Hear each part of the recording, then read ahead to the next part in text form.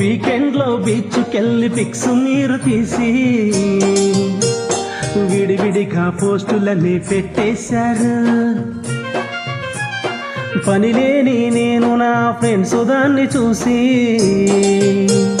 పుకారంటూ చెప్పుకుంటూ మురిసిపోయాము. గాసిప్పులు పుట్టించేసి ఇబ్బంది, ఇక మీకు ఉండదు ఏ ఇబ్బంది. కొండన్నయ్యే శ్రీవల్లికి బంది చేశాము ఒక హ్యాపీగా ఉండండి. సినిమాలో ముద్దు సీనులు కట్టంటుంది, స్టేజులపై స్పీచ్లనే రాసిచ్చింది.